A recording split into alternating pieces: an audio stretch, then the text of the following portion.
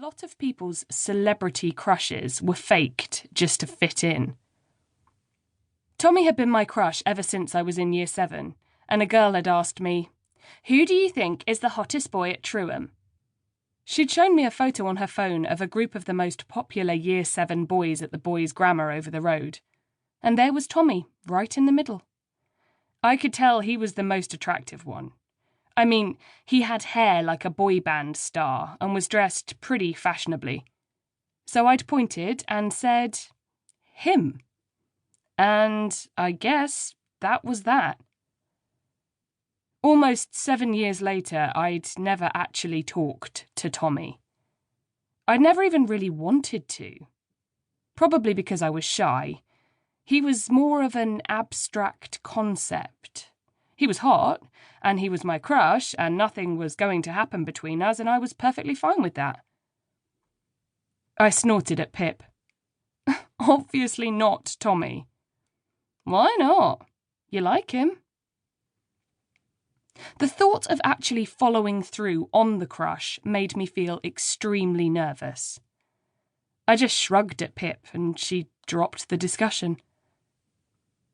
Pip and I started to walk out of the kitchen, arms still slung round each other, and into the hallway of Hattie Jorgenson's fancy country home. People were slumped on the floor in the corridor in their prom dresses and tuxes, cups and food scattered around. 2 people were kissing on the stairs, and I looked at them for a moment, unsure whether it was disgusting or whether it was the most romantic thing I'd ever seen in my life. Probably the former. "You know what I want," Pip said, as we stumbled into Hattie's conservatory and collapsed onto a sofa. "What?" I said. "I want someone to spontaneously perform a song to declare their love for me." "What song?" She gave this some thought.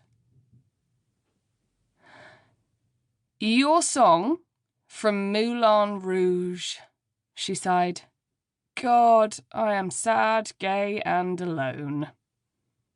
Solid song choice, but not as attainable as a kiss. Pip rolled her eyes. "If you want to kiss someone that much, just go talk to Tommy. You've liked him for 7 years. This is your last chance before we go to uni." She might have had a point. If it was going to be anyone, it was going to be Tommy.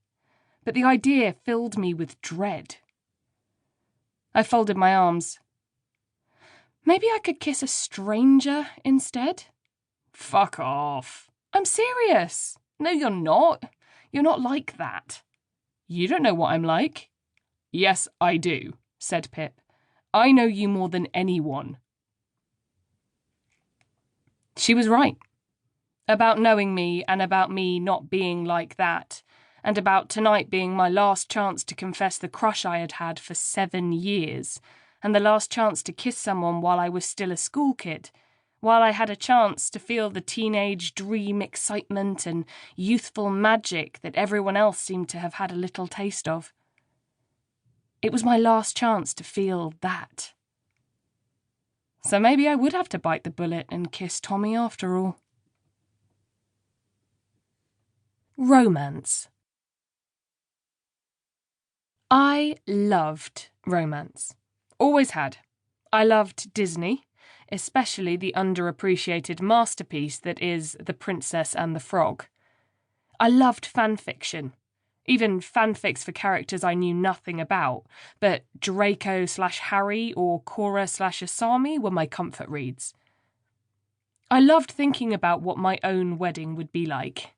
A barn wedding with autumn leaves and berries, fairy lights and candles, my dress, lacy and vintage-looking, my soon-to-be spouse crying, my family crying, me crying, because I'm so happy, just so happy that I have found the one.